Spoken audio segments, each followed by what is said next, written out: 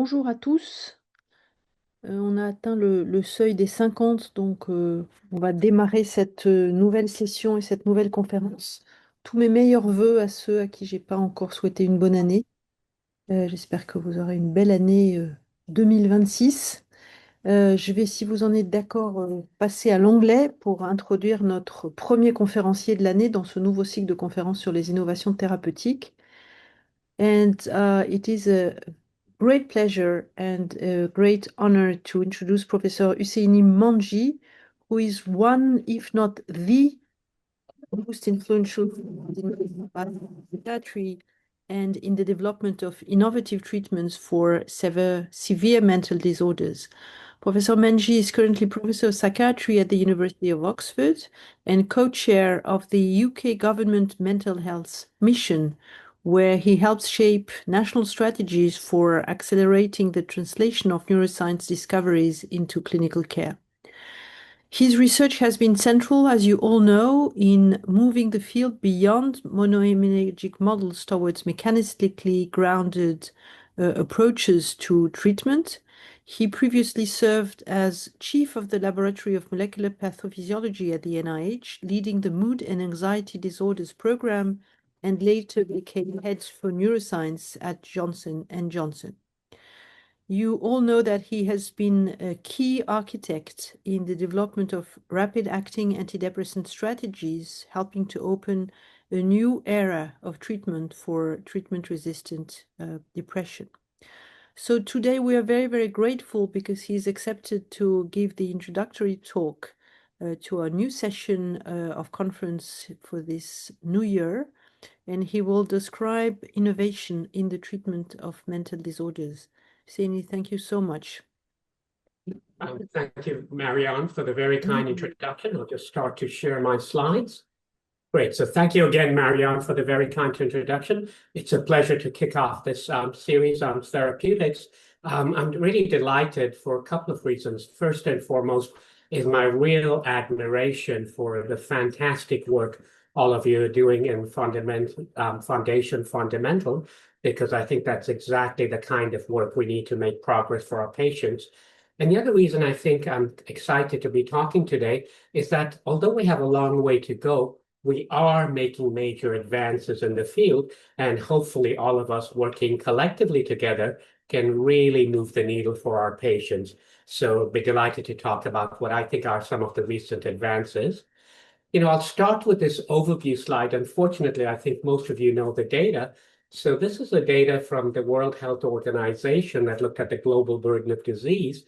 And most people who are not in the field were very surprised to see the data on the left, because what they did was they tried to quantitate the disabling nature of all illnesses known to man. And they were sort of surprised to find that serious mental illnesses were by far and away the leading cause of disability. And how could that be? So I think one of the biggest reasons is that these diseases or disorders, they strike individuals when they're relatively young, usually late adolescence or early 20s, and then they are lifelong. So they are the chronic diseases of the young. And if you look on the right-hand side, you see the individual diseases, and you can see that major depressive disorder is number one. You also see on the right-hand side is that in addition to being very disabling, they're also fatal. So in the US, we think that there's only 3 forms of cancer that have a higher annual death rate from suicide. And then one of the tragic statistics shown there is worldwide in girls and young women aged 15 to 19, suicide is the second leading cause of death. If you look on the bottom right, and I'll get into it in a moment, these things also have a huge impact on physical health. And as a result of that, we think that people with a serious mental illness live almost 15 years shorter life than people without it. And most of it is from cardiometabolic disorders. And then if you look on the left, that bottom left, that shows this assessment from the World Economic Forum that suggested that mental illnesses alone are going to cost society more than cancer, diabetes, and chronic respiratory diseases combined. As I mentioned, there's a huge impact on physical health. And one of the things we see is on the left-hand side, basically there's huge impact on a number of diseases and disorders that affect the body. And prominent amongst these would be type 2 diabetes, cardiovascular disorders. Both pre and post-menopausal women have higher rates of osteoporosis. And if you look on the right, not only is the prevalence of these conditions markedly higher, the outcome is also worse if you have one of these conditions. And just shown there is some data showing that after you've had a heart attack, if you're depressed or non-depressed, you're much more likely to die after the heart attack if you have depressive symptoms or major depression. And I think it's important to emphasize that although some of these findings may be due to lifestyle factors, things like diet and exercise, there's almost no doubt that it's also biology that's driving this. In particular, something I think that Fondation FondaMental is very involved in, namely immune-brain interactions that I'll come back to in a moment. So given this data, it basically behooves us to really try and do more about it. And in most fields of medicine, we've actually seen a lot of progress in the last few years. And shown here, for example, the impact of biomedical research on cancer and cardiovascular disease. So if you look on the left at cancer, you can see that over the years, we've started to make a lot of progress in terms of the death rate from certain cancers. And obviously, we've seen many more survivors. And this data is generated even before some of the recent advances that people think are going to make huge differences. So some of those advances would include immuno-oncology and CAR T treatment. So biomedical research is having a huge impact on cancer. On the right, you see the impact on cardiovascular diseases. And either in men or women, and this is data from the UK, but it's true, most of the world, we've seen markedly lower reductions in the death rates from cardiovascular diseases. And once again, this is data even before the implementation of GLP-1 agonists.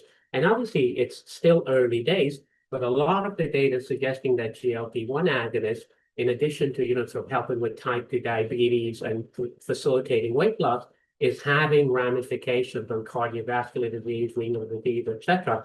So we may see these figures get even better.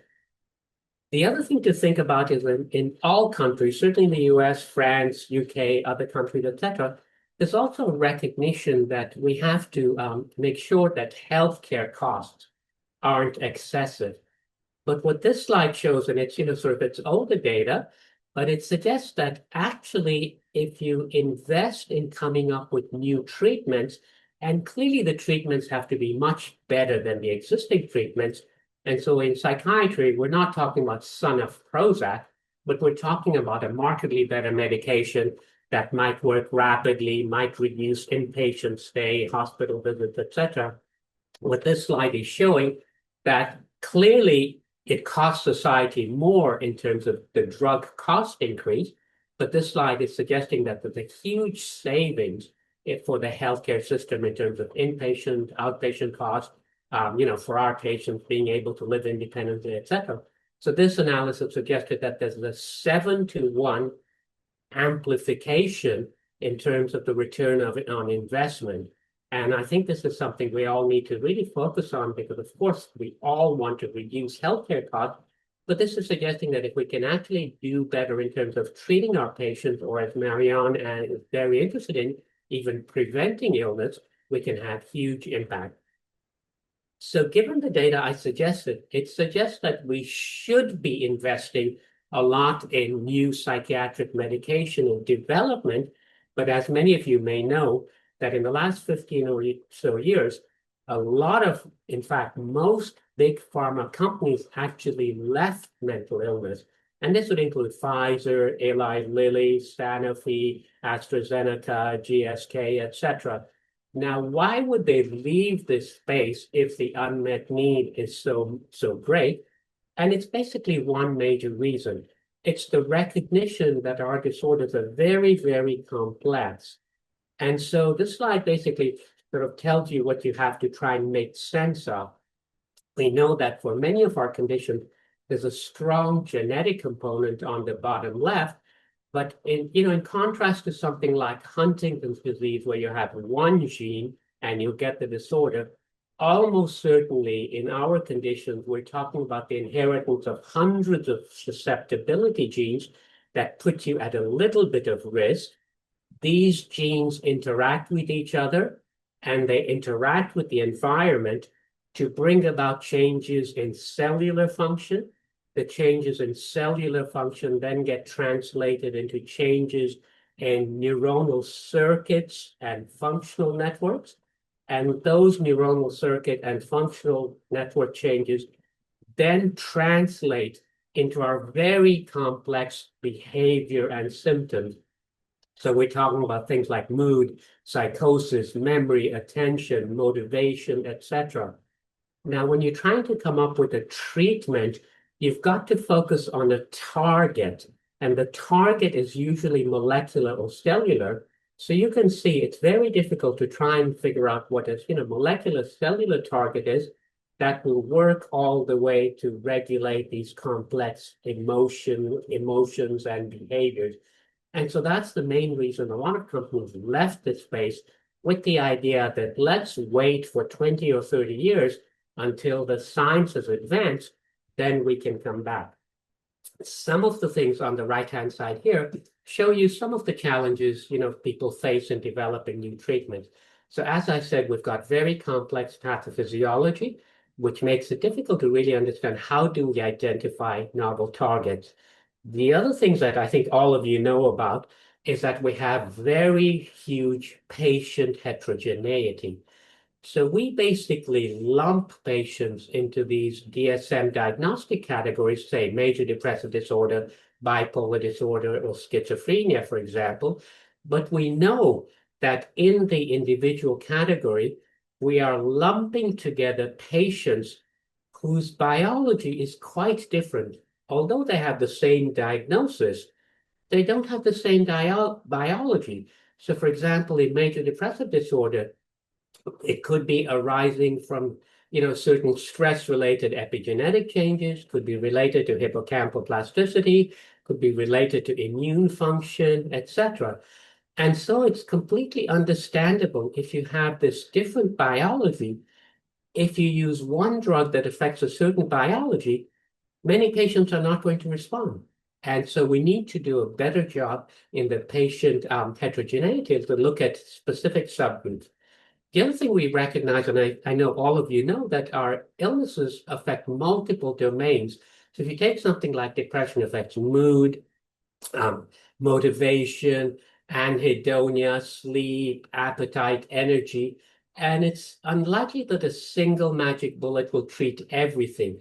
So people have been interested in looking at trying to treat certain domains of the illness, say anhedonia, and look at it in some what we call a transdiagnostic assessment. For example, anhedonia in depression, bipolar, schizophrenia. But if the FDA and regulators don't accept this, then it's a problem for companies to develop drugs. The other last two comments I'll make on this slide is, as you all know, we have subjective diagnoses and endpoints. So we can't just measure cholesterol or blood pressure or do a biopsy like they do in oncology and look at the driver mutation. So that adds another layer of complexity. And the last thing shown on the slide there is we have something called the blood-brain barrier. So the blood-brain barrier is basically designed to prevent certain things from getting into the brain. And that's obviously good in terms of preventing toxins from getting into the brain, but it creates a challenge when you trying to come up with medications. So in most fields of medicine, there's been a lot of advances in using things like monoclonal antibodies, but if they don't cross the blood-brain barrier, they're going to be challenging for us. So, all that is giving you sort of the bad news. Now I'll turn to the good news. Is the science actually getting mature enough to tackle? And, as you heard from Marianne, I joined Johnson & Johnson to lead their neuroscience. I wouldn't have done it if I didn't think the science was mature enough. So there's no doubt we have a long way to go, but as I'll give you certain examples, we are making a lot of progress. The slide summarizes some of the areas of progress. So certainly at the top, I would say the neurobiological advances is huge. And on the top right, especially our recognition that these are conditions that affect circuits. So we're really trying to understand more about the circuits. On the left in the middle, I think is very important, the human experimental medicine models. So I think because our conditions are so complex, you can't just take an idea and go straight to a clinical trial. You need to do it in a staged approach. So say, for example, you think that IL-6 might be affecting what we call the reward pathways that affect motivation and anhedonia.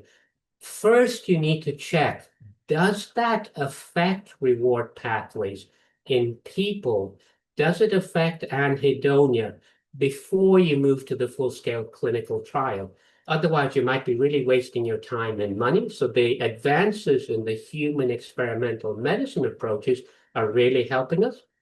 The last thing on the bottom left I'll focus on is obviously we're making huge advances, and Fondation FondaMental is one of the leaders in coming up with biomarkers that allow you to stratify patients. So can you look at patients who have a subtype of illness who may respond to a treatment? And I'll give you, as I said, some examples of current successes and what I think will be future successes. So we have known for a long time that the brain isn't a chemical soup. So that's shown on the left-hand side of the slide here. The notion is that, is depression just too little serotonin? And you go to the psychiatrist and they give you more serotonin. No, it's much more complex than that. These are conditions affecting synapses and circuits. Now, we've known that for a long time, but what has really advanced in the last 15 or 20 years is our understanding of the fundamental mechanisms that regulate what we call synaptic plasticity. You'll hear different definitions of synaptic plasticity, but I think one good definition is the way in which we regulate the strength of information flow through certain synapses. And what's shown on the right in this cartoon is that we think that the trafficking, the movement into and out of synapses of some specific receptors, in particular AMPA receptors and NMDA receptors, play a major role in many forms of synaptic plasticity. So a lot of basic science work was suggesting that AMPA receptor, NMDA receptor mediated plasticity is very important in a number of neurobiological paradigms. So my group and several other groups are very interested in checking, could these things also be involved in depression or treatment of depression? And this slide is basically showing you, basically something like 15 years of work that really suggested that when you, for example, you make rodents depressed or you treat them in the right time frame, you see changes in the synaptic plasticity molecules, AMPA and NMDA-mediated plasticity really seem to change. So that suggested that if you got, for example, on the left, and this is summarizing, as I said, something like 15 years of work, that in depressive states, you have a reduction of AMPA relative to NMDA. And when you get an improvement, you've almost got the opposite.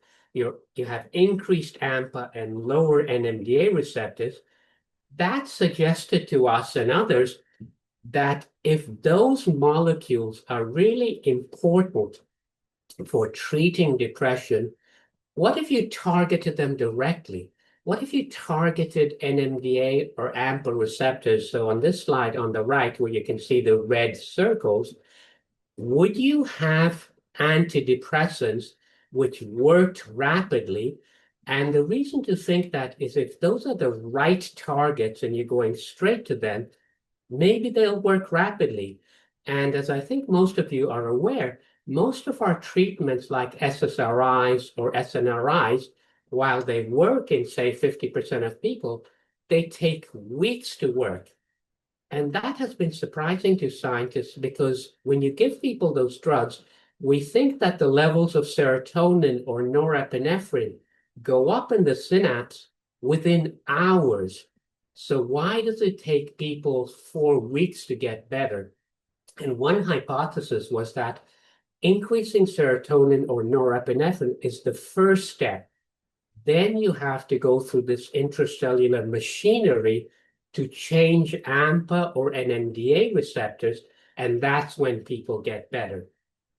If this hypothesis is true, then would drugs working on AMPA or NMDA receptors also work in treatment-resistant patients?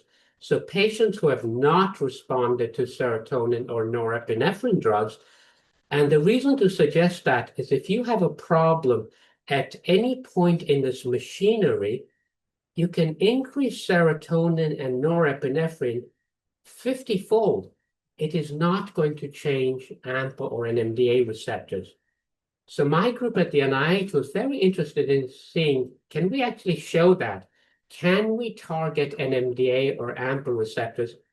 And we were thinking about what drug could we use to do this?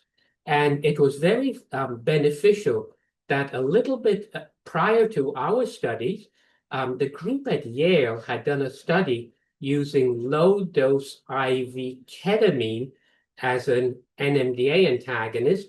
And in this pilot study, they showed an improvement in depression. So we thought, why don't we use ketamine to test this hypothesis? One is it has a lot of human safety data. It's even used in children. It clearly crosses the blood-brain barrier. And this group had presented some pilot data. And I'm basically suggesting all these things because sometimes people think, we just took an old drug, ketamine, and gave it to people and said, let's see what happens. And in fact, it's completely the opposite. It was very much based on this mechanistic hypothesis. We used ketamine because there was already reason to think it might be beneficial. So here's the data from our NIMH study, and we wanted to look at treatment-resistant depression patients. And as I'm sure most of you know, the usual definition of TRD is that you failed 2 previous antidepressants. Now, the NIH is a place where people are sent where nothing else works. So although we wanted to treat patients who had failed 2 previous antidepressants, in the group we tested, on average, they had failed 6 different antidepressants. Some had failed electroconvulsive therapy, and they had been depressed continuously for 3 years when they came into the study. On the left, you can see they were given either intravenous placebo or intravenous ketamine, and at one day, 24 hours, 70% of this refractory population were classified as responders. And the definition of response is a 50% reduction in your score. If you look on the right-hand side of the slide, and I want to emphasize that this is from a different study, it's not the same study. On the right-hand side, it's from the STAR-D study, which is a very large-scale 4,000 patient treatment of depression study. If you look at TRD patients in that study, you saw less than a 20% response at 8 weeks. So on the one hand, you're seeing 70% response at 1 day with ketamine compared to less than 20% response at 8 weeks. So these results got people very excited, and the NIH director at the time called it the biggest breakthrough in psychiatry in 50 years. Now, you could argue whether that's the case or not, but it really got the field very excited. And I was also very excited about this data, but I thought this is IV, and in many places you need an anesthesiologist, you can only do it at certain clinics, etc. So this is a great study to show that NMDA receptors could be very important, but IV ketamine may not be the right drug.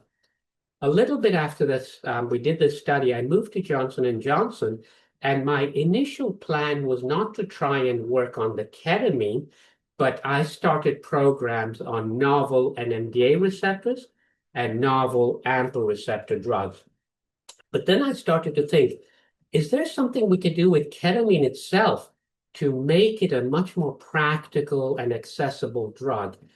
And one of my hypotheses was that these drugs are working so rapidly, mainly because you're hitting the right target, but perhaps even how quickly the drug is getting to the brain is important. Because if you go very slowly, these plasticity pathways might be adapting.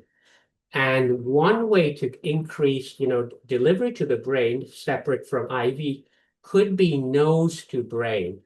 So I wondered whether we could deliver nose to brain treatment. And that sounded like a good idea. But one problem is that you can only deliver a very small amount of drug through the nose, and you couldn't use ketamine. So then on the top right-hand side, we did studies to show that there are different versions of ketamine, R and S. And the S version is 3 times more potent at the NMDA receptor. So if it worked, you could use a very small amount of S-ketamine that you could deliver intranasally. And if that was the case, you might start to come up with, sort of an FDA-approved treatment that is much more accessible to patients, because we know there are millions of patients who suffer from this disorder. So the first thing you have to show that it works. And I know sometimes when we talk to patients, they wonder, why does it take so long? And I think it's important to realize that you've got to do things in a very stepwise approach. So we wanted to do this stepwise treatment, and after we generated some pilot data, the FDA had come up with a new designation called the breakthrough designation. And breakthrough designation was basically for treatments which worked much better than existing treatments, and there was a major unmet need. And in fact, esketamine was the very first drug in neuroscience to get breakthrough designation. If you look on the left-hand side, the first thing we had to show was, does esketamine actually work? And does it work at about 1/3 of the dose of ketamine if the hypothesis is correct? And that's what you see. You see a rapid and robust response to esketamine, and it's working at about 0.2 milligrams per kilogram compared to 0.5 milligrams per kilogram of ketamine. So that suggested that IV esketamine works. Then we had to do a lot of work in the middle panel to develop the right intranasal administration paradigm that would get people better. And what we wanted to do is not only get response, but try and put as many people into remission, because we know that if you go into remission, you're much less likely to relapse. And then on the right, we had to determine a dosing paradigm, because until this paradigm came along, most of the time we used to think that you need to block a receptor 24 hours a day, 7 days a week. But with these plasticity pathways, it was clear to us that you're turning on this plasticity pathway, and then you can keep it turned on with intermittent administration. So we came up with this paradigm: get people better into remission, and then keep them better with once every 3 weeks, once every 4 weeks administration. And here's the data that got the FDA approval. So on the left, you can see that in this treatment-resistant depression population, we found that about 70% of people responded, and about 50% of people went into remission. Next to it, once again, you see the STAR-D data, which shows you that, in fact, you see less than 20% response. And to emphasize again, the esketamine, or the drug was called Spravato data, those findings were seen at 24 hours compared to 8 weeks. Then on the right, we were able to show that if you do this with once every 3 week or once every 4 week administration, you can actually keep most people well. And in fact, now there's data over 6 years that with once every 3 weeks, once every 4 weeks, you can keep people well. So that was remarkable. And that begs the scientific question, how could this be? Because esketamine is gone from your body within about 3 hours. So the drug is gone from your body. So how are you keeping people well for such a long time with once every 3-week administration? And the answer seems to be that these changes in synaptic plasticity bring about changes in what we call structural plasticity. So that's shown on the left-hand side, where when you give this drug, you cause increased AMPA release, and that brings about the rapid antidepressant effect.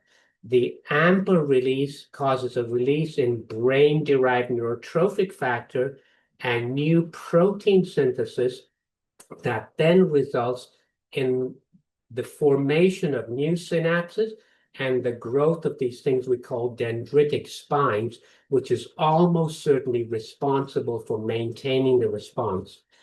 If you look on the top right-hand side, this is actual data. So this is 2-photon microscopy in rats showing you those dendritic spines, basically on the top right.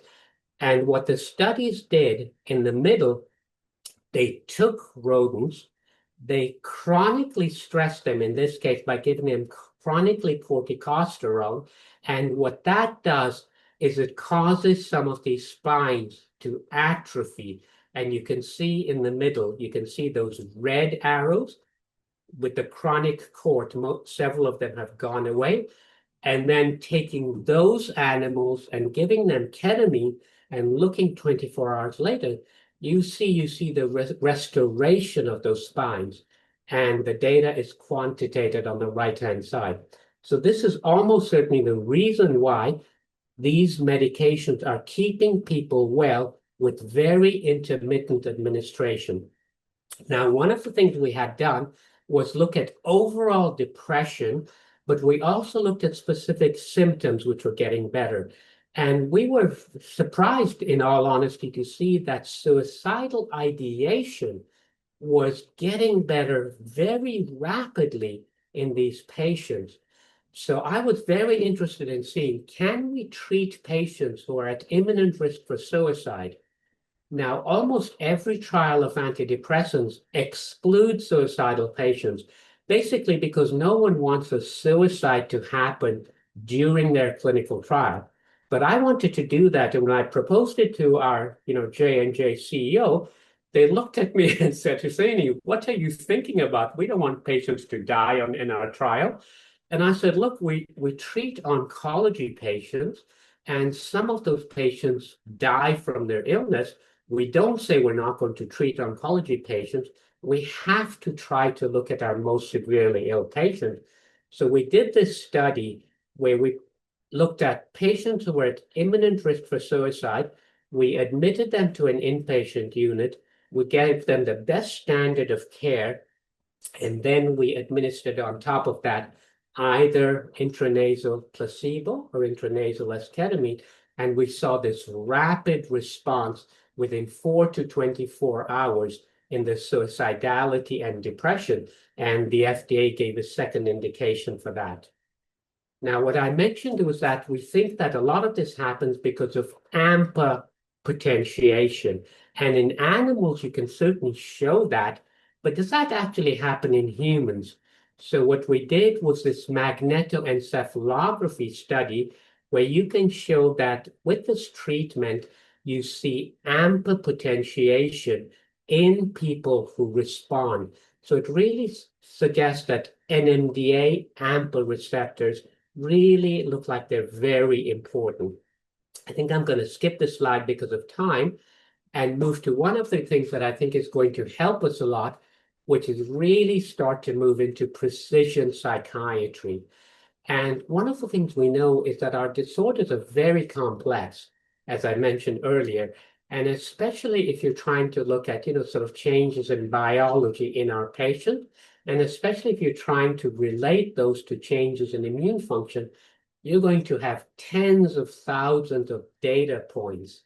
So what's very useful is the advances in artificial intelligence, which is really allowing us to start to make sense of these very complex data sets. And the work is going on in human cells, with human proteomics, and this is something we're probably going to do in collaboration with Fondation FondaMental, as I'll come back to, and with human neuroimaging, to really start to look at subgroups of patients.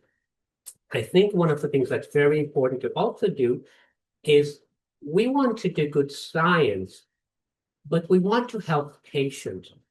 And so these biomarkers we come up with to help patients really have to be inexpensive and they have to be accessible. You know, we can do very sophisticated biomarkers like magnetoencephalography, but most patients can't get that. You know, maybe they can get it if they, you know, are part of the Fondation FondaMental or Oxford or Cambridge or Harvard, but we want all patients to benefit. So you need to think of more practical biomarkers. On the top left is blood-based omics, which would, you know, sort of hopefully really help us with a blood test, help us to identify patients. I think on the top right, this is going to be also very important. Can you use computer-based tests that people could even do at their home that might allow you to say, okay, you have this subtype of illness? On the bottom left, I think sensors and smartphones could turn out to be very important because now we know the changes in sleep, activity, interestingly, voice and speech are turning out to be very important. And then the bottom right, EEG. And it used to be that with EEG, you know, you had to go to this very specific EEG lab. Now we can actually send these EEG caps to patients' homes and allow them to, you know, sort of give us a signal, an EEG signal. So those are the types of things we need to do. Here's one example of this type of thing. So on the right-hand side, it's basically a study that is taking the hypothesis that depressed patients who have poor verbal memory may be patients who have problems with hippocampal plasticity. So these are patients who do this test at home, which is basically a test of verbal memory. And those patients who show a problem in verbal memory are recruited to this study with a novel drug, which is known to increase brain-derived neurotrophic factor, or BDNF. And the hope is that those patients will show a benefit with respect to increasing hippocampal plasticity. And the study's underway, so we'll wait to see if it works, but that's one example. Now, one of the other big examples, as I said, is something that Marianne and Fondation FondaMental is very interested in, which is basically the immune interaction. And on the left-hand side, you know, I mentioned earlier that our patients have many medical comorbidities as well. And so people have been measuring some of these immune mediators for a long time and have been able to show that a lot of our patients have abnormalities in different cytokines, and that started to make sense. Probably this immune activation is causing increased cardiovascular disease, increased type 2 diabetes, increased osteoporosis, etc. But then people wondered, could these immune abnormalities be driving the depression, at least in a subset of people? And if you look on the right-hand side of the slide, it's basically a study looking at many different autoimmune diseases and measuring something called CRP, which is a rough measure of immune function. And you can see there's a correlation between the rates of depressive symptoms and the measures of immune function. So this suggests that at least in some patients, these things could be driving illness. But that thing on the right is correlational. Could this actually be causal? And could we actually help patients by treating with cytokine? So that's shown on the left here, where we took patients with many different autoimmune conditions and treated them with the different cytokine therapies on the left. Within the population of these autoimmune patients, there were subgroups of them who had high depressive symptoms as well. And we asked the question, if you treat these patients with these different cytokine treatments, does their depression get better? And the answer seems to be yes, not all treatments, but specific treatments. And in our data, it looked especially like IL-12, 23, and IL-6. The patients got better in terms of the depressive symptoms. Now, most people say, well, if my psoriasis got better or my rheumatoid arthritis got better, of course my depression got better.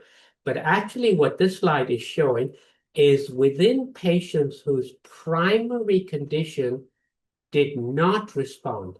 So their rheumatoid arthritis or their psoriasis or their ulcerative colitis did not respond, but the depression responded, suggesting there's a direct effect. Now, one of the things shown on the right, so this is, very exciting data, and I think we'll see more with immune treatments. In these studies, with some of these cytokines, you can use monoclonal antibodies, and they will tie up the cytokine in the bloodstream so that less gets into the brain. And then you don't need the drug to cross the blood-brain barrier. But in some cases, you might need the drug to cross the blood-brain barrier. And what's very exciting is that there are many new technological advances that are facilitating our ability to deliver things across the blood-brain barrier. So I think in the future, as we are able to identify some of these novel targets, if we need to get them into the brain, we'll be able to do that with these technologies. I'll briefly touch on bipolar disorder, which is a disorder where we really haven't had many new treatments, maybe any new treatments since lithium. Now, I'm using the term manic depressive illness because this is sort of an older European classification that I think has a lot of sense. So manic depressive illness includes bipolar disorder and familial recurrent depression. So when you do family studies or genetic studies, you often see that these people go together. And so that suggests that maybe these patients have something that is driving these recurrent episodes, and then something which is triggering manic or depressive episodes. Now, if you look on the right-hand side, you can see that we've got a very old treatment, 60-year-old treatment, that doesn't work in everyone and doesn't get used so much because you have, sort of side effects. But in the people it works, it seems to really have a benefit in terms of preventing recurrences. So you can see there is a 4.5-fold reduction in manic episodes and a 2.5-fold reduction in depressive episodes when people respond to lithium and they stay on lithium. So we decided to do these studies asking the question, what if we look at postmortem bipolar brain to identify molecules which might be involved in bipolar disorder, and then do studies in rodents where we treat them with chronic lithium and see what changes, and then try and come up with a convergence, things that are abnormal in bipolar disorder that are getting targeted by chronic lithium treatment. And when you do these, this is about 10 years of studies, what you see is that a lot of molecules that seem to be affected in bipolar disorder and by treatment are what we call neurotrophic molecules, molecules whose job we think it is to help nerve cells grow and survive. Now, could this be relevant for bipolar disorder? Because bipolar disorder is not Alzheimer's disease where a lot of neurons die, but a lot of the data is suggesting yes. So if you look on the left-hand side, this was a study from my colleague Wayne Drevitz, which quantitated the amount of gray matter in a part of the brain they call the subgenual prefrontal cortex, basically the anterior cingulate, and they found that bipolar patients or these familial recurrent unipolar patients had about 40% less gray matter in that part of the brain. If you look in the middle panel, that's kind of the good news, bad news situation. So the MRI studies just tell you that the gray matter is lower. It doesn't tell you why. The middle panel says from the postmortem brain studies is that the neurons are not dead, but they're shrunken. And so that suggests that these neurotrophic molecules could be very important. So one of the molecules that was increased by lithium treatment is something called BCL2. And BCL2 is one of the most important neuroprotective or neurotrophic protein.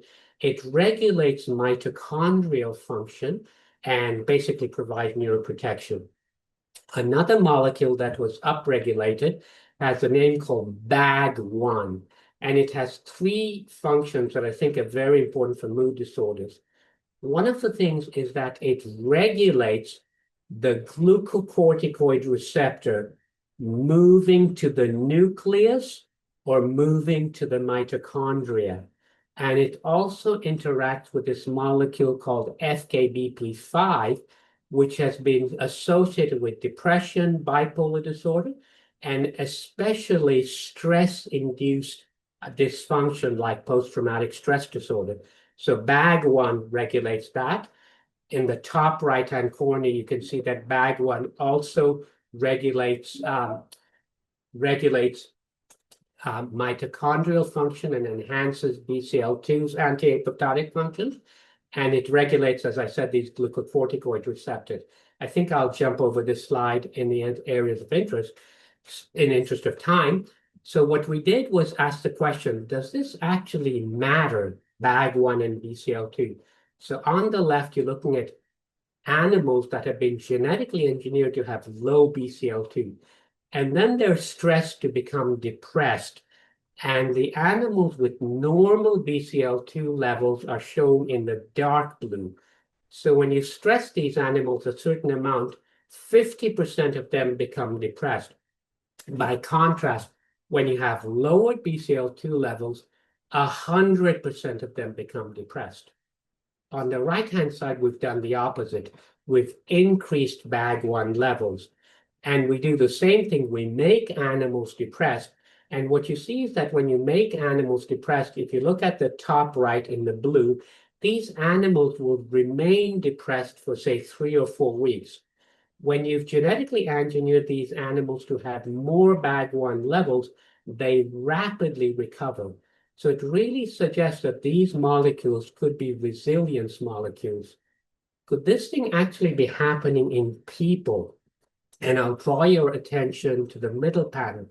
So for many years, it was known that depressed patients show a lower hippocampal volume, but bipolar patients did not seem to show that.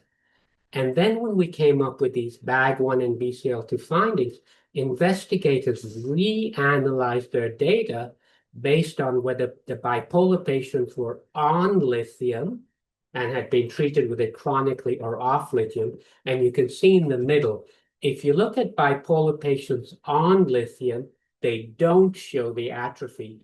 If you look at bipolar patients off lithium, they show the atrophy.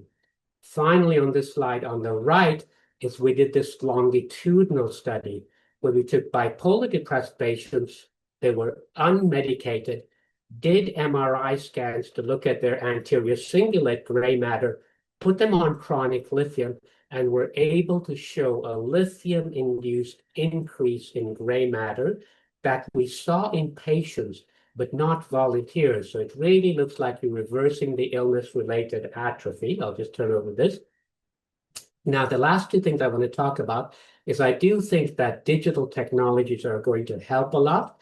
So on the left, you know that, sort of treatments like cognitive behavioral therapy help many of our patients, but unfortunately, we don't have enough trained people to administer it. So now there's a lot of interest in delivering CBT through digital means, and it might not be perfect, but it allows us to reach many more patients. On the right-hand side is basically recognizing that so many of our patients have multiple recurrences and relapses. Could you use things like smartphones and sensors to get early warning signals that patients are relapsing? And so hopefully you can help them before they get into a crisis stage. Arguably, one of the most important things is us needing to work together. So patients, academia, industry, government, and people working together has had major advances in areas like HIV/AIDS, and more recently, dementia. So I really think we need to do the same thing in mental illness, and that's what Marianne and I have been really trying to do. So I'm showing you this slide partly because I'm showing off with, me with Justin Trudeau and me with Michelle Obama, but it was basically to talk about people working together. And as many of you may know, we've set up this major collaboration between the French network from Fondation FondaMental and this UK network. And the hope is we'll do a lot of work together to identify biomarkers to come up with precision medicine. So to conclude, I think I'll provide you with an overview about why, although our conditions are really devastating and we've got a long way to go, we are making a lot of progress. And not all the mechanisms I presented will work. Many things won't work, but I think we're making a lot of progress. What's shown in the third bullet is what I think is going to be very important, that if we can work together and identify biomarkers and really move more to precision psychiatry, will help more people. And I think what all of us need to do to basically educate our government colleagues, etc., that if you invest in mental health research, it'll not only help people's pain and suffering, but it'll actually be cost savings, not only to the healthcare system, but also facilitate economic growth. So I'll stop here and be happy to answer any questions you may have. Thank you very much.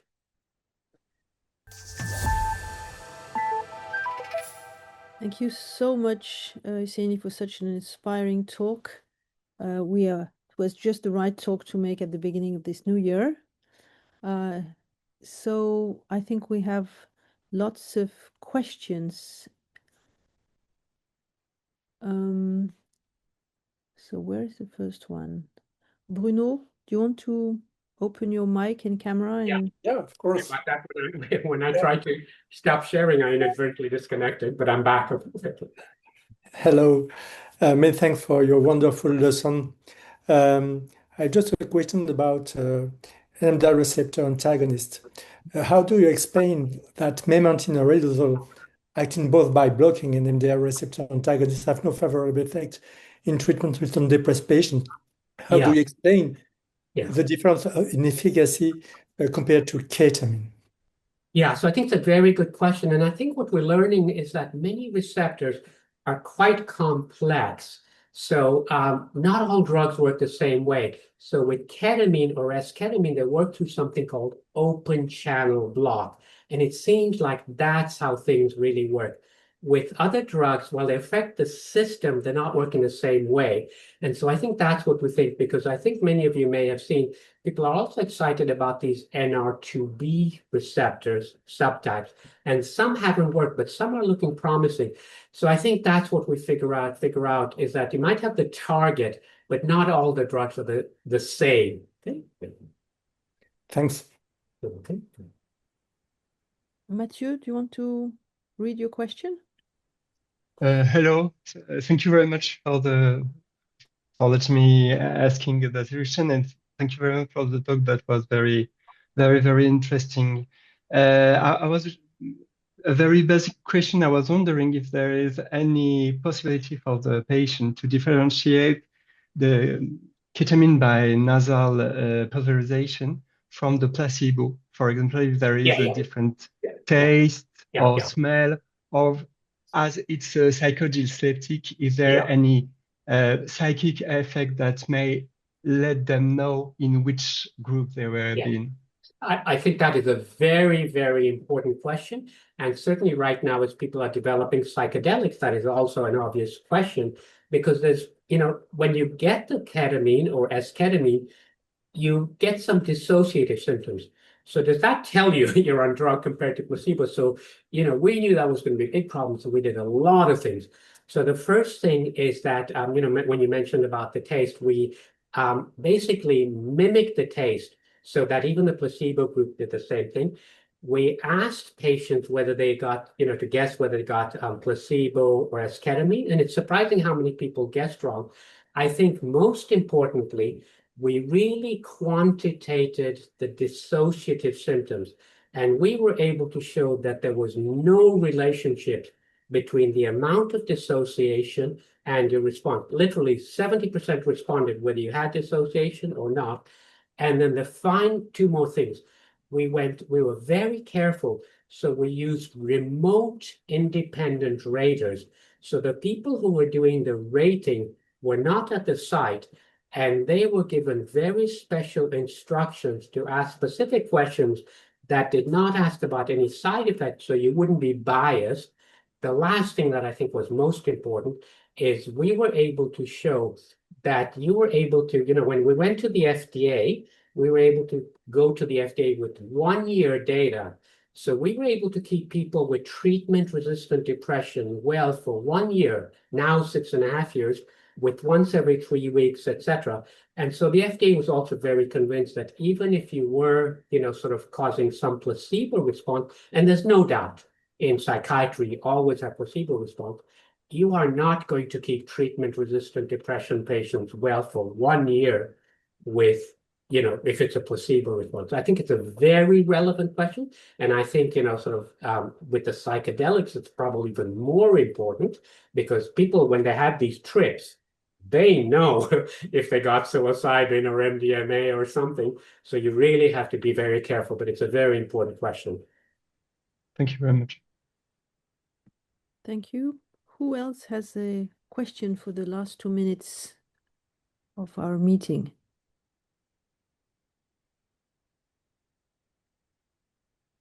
Okay, then I have a question, Husseini. Sure. How do you think we're going to use all the databases with deeply phenotyped patients, multimodal analysis to go toward new treatment? What method should we use? What type of research should we be doing?